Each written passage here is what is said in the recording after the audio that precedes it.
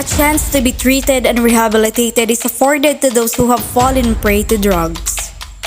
Through the use of effective treatment modalities, drug dependents are being trained to kick out the habit and become productive citizens of the country once again. 1.4 billion pesos ang pondong ginamit para sa konstruksyon ng DOH Mega Rehab. Anyone that is struggling with an addiction to drugs or alcohol will benefit by going to rehab. Those who have suffered from addiction know how hard it can be to overcome it alone.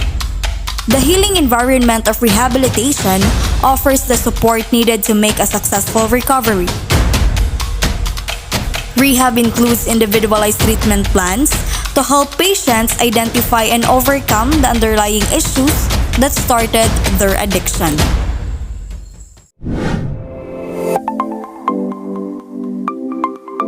And now, I am here speaking in front of you as a future physical educator.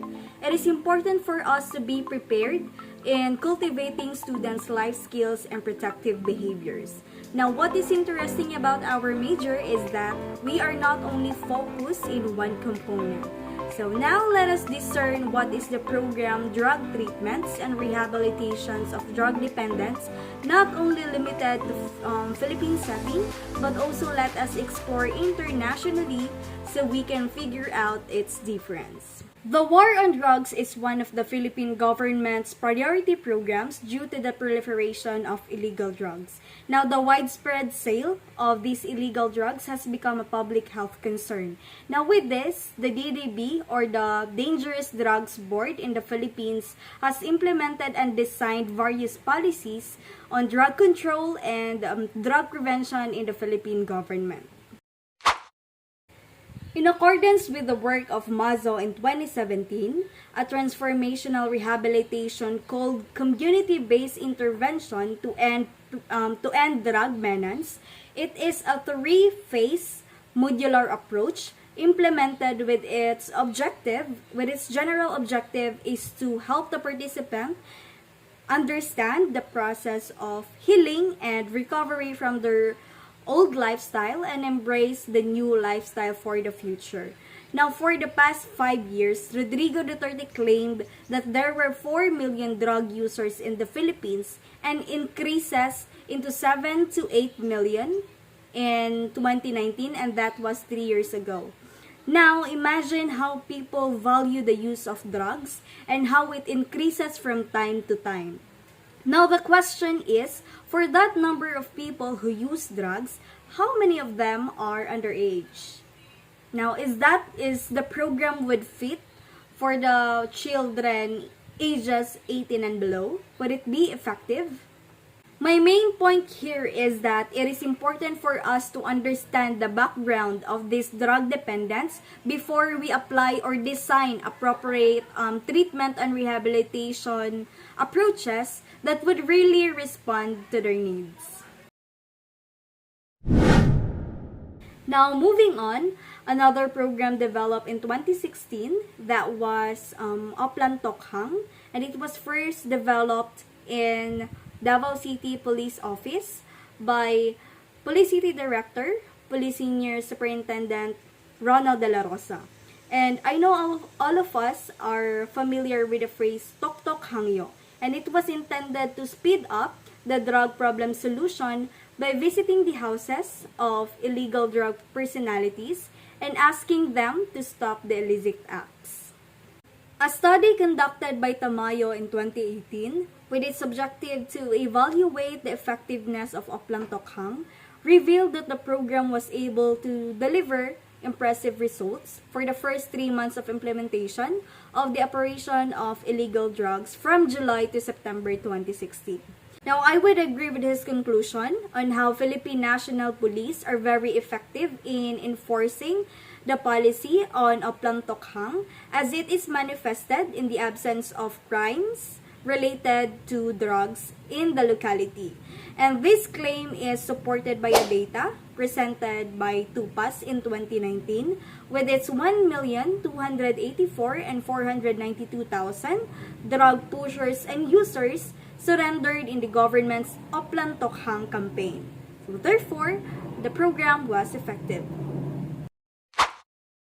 On the other hand, in another study from 2018 related to the effectiveness of the Oplang Tokhang by Eusebio, the author revealed the problems of the implementation of the program. And this includes the uncooperative parents, the refusal of drug users to surrender, cannot locate the place of the suspected drug users, the lack of manpower, and the lack of rehabilitation centers. Now, this made me conclude that the Philippines is not yet ready for the concept of war on drugs, considering that there is an apparent lack of rehabilitation centers. This claim is supported by an article of Romero in 2021, based on the figures revealed by the Department of Health. The Philippines still does not have enough facilities to treat and rehabilitate drug users. However, despite the seriousness of the problems confronted, police forces are still on the go and willing to do their job to ensure the peace and security in the community. Other organizations have also offered their support and services for the rehabilitation of drug users and dependents in the communities. And one of them is SIPAG. It is Simula ng Pag-asa, a 12-week recovery program implemented and launched in the cooperation of the Dangerous Drugs Board. It was first conceptualized in October 2016 when DDB topped the Christ Commission Fellowship to launch a faith-based recovery program to cater the thousands of drug dependents who surrendered as a part of President Duterte's wars against drugs. SIPAG aims to address the emotional, physiological, and relational as well as spiritual issues within the drug dependents and their families. And SIPAG also desires for the drug dependents to know that there is more to life than the substance that they are using. And this is in accordance with the article of the Dangerous Drugs Abuse in 2016. So it is somehow a moral or a faith-based recovery program.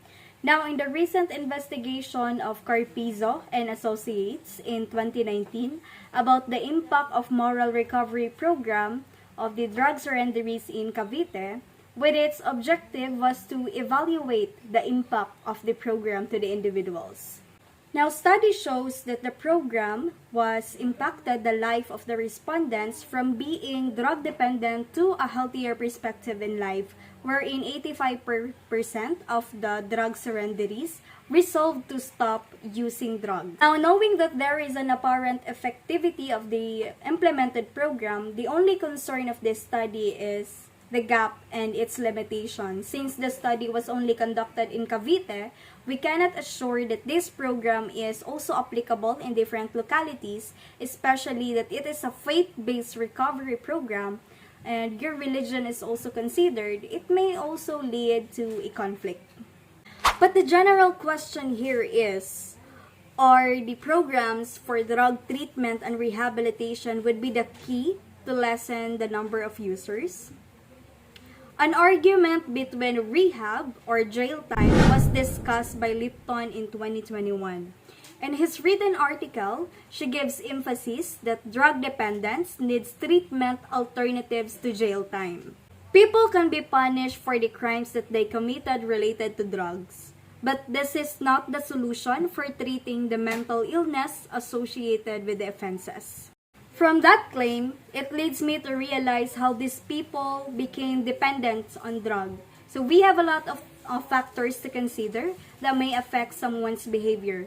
This may include the lack of family involvement and the environment itself. And this realization was anchored with the work of Menis and Associates in 2019, stated that a person's environment significantly influences the risk of drug addiction.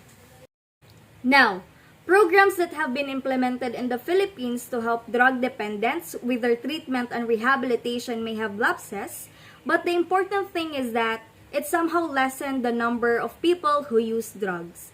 The effectiveness of the program may not be seen in just one snap, but let us all be reminded that good things takes progress.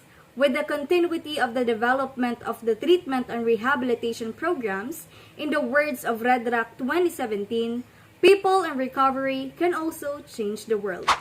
That would be all. This is Ria Maydipilio saying, our actions matters, your story matters, share your voice, and it will save someone's life.